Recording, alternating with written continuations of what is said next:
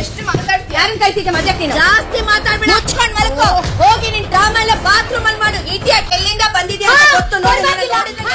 Big boss ಮನೆಯಲ್ಲಿ ಅಶ್ವಿನಿ ಗೌಡ ಅವರ ಅತಿರೇಕ ದೊಡ್ಡದಾಗ್ತಿದೆ. ಮನೆಯಲ್ಲಿ ಎಲ್ಲರೂ ಕೂಡ ವೈಯಕ್ತಿಕವಾಗಿ ನಿಂದನೆ ಮಾಡ್ತಿರೋದು, ಮಾತಿನಲ್ಲಿ ಹಿಡಿತ ಇಲ್ಲದೆ ಮಾತಾಡ್ತಿರುವಂತದ್ದು, ಈಡಿಯೇಟ್ ಅನ್ನುವಂಥದ್ದು, ಮುಚ್ಕೊಂಡ್ ಮಲ್ಕೋಳೆ ಅನ್ನುವಂಥದ್ದು, ನಿನ್ನ ವೇಷಭೂಷಣ ನೋಡಿದ್ರೆ ಸಾಕು ನೀನ್ ಎಲ್ಲಿಂದ ಬಂದೋಳು ಅಂತ ಗೊತ್ತಾಗತ್ತೆ ಅನ್ನೋದಾಗಿರ್ಬೋದು, ಇನ್ನಿತರ ಮಾತುಗಳನ್ನ ಬಳಸ್ತಾನೆ ಇದ್ದಾರೆ. ಯಮ್ಮ ಅಂದಿದ್ಕೆ ಇವರಿಗೆ ಮೇಲಿಂದ ಕೆಳಗಂಟ ಹುರಿ ಹತ್ತು ಬಿಡ್ತು. ಇನ್ನು ಬೇರೆಯವರಿಗೆ ಈಡಿಯೇಟ್, ಮುಚ್ಕೊಂಡ್ ಮಲ್ಕೋಳೆ, ನೀನ್ ಎಲ್ಲಿಂದ ಬಂದಿದೆ ಗೊತ್ತು ಕಣೆ, ಹಾಗೆ ಹೀಗೆ ಮಾತಾಡ್ಬೇಕಾದ್ರೆ ಪ್ರತಿಸ್ಪರ್ಧೆ ಏನಾಗತ್ತೆ ಅಂತ ಹೇಳಿ ಸ್ವಲ್ಪ ತಿಳುವಳಿಕೆ ಇರಬೇಕು. ಕರಾವಳಿ ಸೈಡ್ ಇಂದ ಬಂದಿರುವಂತಹ ರಕ್ಷಿತಾಗೆ ಹಿಗ್ಗಾಮುಗ್ಗ ಮಾತಾಡೋದಲ್ಲದೆ ಅವರ ಒಂದು ಸಂಸ್ಕೃತಿಗೆ ಹಾಗೂ ಅವಳ ಉಡುಪುಗಳನ್ನು ನೋಡಿ ಅವರ ಒಂದು ಜನಾಂಗಕ್ಕೆ ಅವಮಾನ ಮಾಡುವಂತ ಕೆಲಸವನ್ನ ಈ ಅಮ್ಮ ಮಾಡಿದ್ದಾರೆ.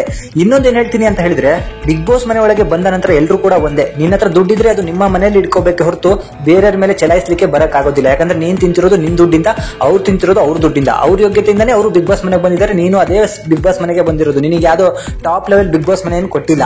ಅವ್ರು ಹೇಳಿದ್ದು ಮನೆ ಒಳಗೆ ಬಂದಾಗ ಇಲ್ಲಿ ಚಿಕ್ಕವರು ದೊಡ್ಡವರು ಅಂತ ಇಲ್ಲ, ಶ್ರೀಮಂತರು ಬಡವರು ಅಂತ ಇಲ್ಲ, ಕಲಾವಿದರು ಕಾಮನ್ ಮ್ಯಾನ್ ಅಂತ ಇಲ್ಲ ಅಂತ ಹೇಳಿ ಎಲ್ಲರೂ ಒಂದೇ. ಬಿಗ್ ಬಾಸ್ ಮನೆಯಲ್ಲಿ ಎಲ್ಲರೂ ಕೂಡ ಯಾವ ರೀತಿ ಮರ್ಯಾದೆಯಿಂದ ನಡ್ಕೋತಿದಾರೋ ಅದೇ ರೀತಿ ಅಶ್ವಿನಿ ಗೌಡ ನಡ್ಕೋಬೇಕಾಗತ್ತೆ. ಇವತ್ತು ಅವಳು ನಿಮಗೆ ಏಜ್ ಗಿಂತ ಚಿಕ್ಕೋಳಿದ್ದಾಳೆ, ಅವಳು ಎಲ್ಲಾದ್ರೂ ತಿರುಗಿ ನಿನಗೆ ಮುಚ್ಕೊಂಡು ನೀನ್ ಮಲ್ಕೋಳೆ, ಈಡಿಯಟ್ ನೀನ್ ಕಣೆ, ಅಥವಾ ನೀನ್ ಎಲ್ಲಿಂದ ಬಂದೋಳು ಅಂತ ನನಗೂ ಚೆನ್ನಾಗಿ ಗೊತ್ತು ಅಂತ ಹೇಳಿದ್ರೆ ಅವರ ಮರ್ಯಾದೆ ಯಾವ ಲೆಕ್ಕಕ್ಕೆ ಹರಾಜಾಗಿ ಹೋಗ್ತಿತ್ತು ಅಂತ ಹೇಳಿ ಸ್ವಲ್ಪ ಯೋಚನೆಯನ್ನ ಮಾಡಬೇಕು. ಚಿಕ್ಕೋರ್ನ ಯಾವ ರೀತಿ ದಾರಿಗೆ ತರಬೇಕು ಅನ್ನೋದನ್ನು ಕೂಡ ಮಾತಾಡಬೇಕಾದ್ರೆ ಸ್ವಲ್ಪ ಅರಿವಲ್ಲಿ ಇರಬೇಕು. ಏನ್ ನನ್ನ ಹತ್ರ ದುಡ್ಡಿದೆ, ದರ್ಪ ಇದೆ, ಏನೋ ಅಧಿಕಾರದಲ್ಲಿದ್ದೀನಿ ಅಂತ ಹೇಳಿ ಚಲಾಯಿಸಕ್ ಹೋದ್ರೆ ಇಲ್ಲಿ ಯಾರ್ದು ಕೂಡ ನಡೆಯೋದಿಲ್ಲ. ಬೇರೆಯವರಿಗೆ ಅವಮಾನ ಮಾಡಿದ್ರು ಕೂಡ ಯಾರು ಸುಮ್ಮನಿರೋದಿಲ್ಲ. ನಾನು ಇಲ್ಲಿ ಹೇಳ್ತಿರೋದೇನಂತ ಹೇಳಿದ್ರೆ, ಸುದೀಪ್ ಅವರು ಇಷ್ಟು ಸೀಸನ್ಗಳಲ್ಲಿ ಯಾರಾದ್ರೂ ಒಬ್ಬ ವ್ಯಕ್ತಿಗೆ ಅಥವಾ ಪ್ರತಿಸ್ಪರ್ಧಿಗೆ ಅವಮಾನ ಮಾಡಿದ್ರೆ ಅವ್ರು ಖಂಡಿತ ಅದನ್ನ ಶಿಕ್ಷೆ ಕೊಡ್ತಾ ಇದ್ರು. ಬಟ್ ಈ ಬಾರಿಯ ಬಿಗ್ ಬಾಸ್ ಅಲ್ಲಿ ಸುದೀಪ್ ಅವರು ಅಶ್ವಿನಿ ಗೌಡ ಬಗ್ಗೆ ಒಂದು ಚುಟುಕ್ ಪಿಟುಕು ಕೂಡ ಅಲ್ಲಿಲ್ಲ ಹೋದ ವೀಕ್ ಅಲ್ಲಿ.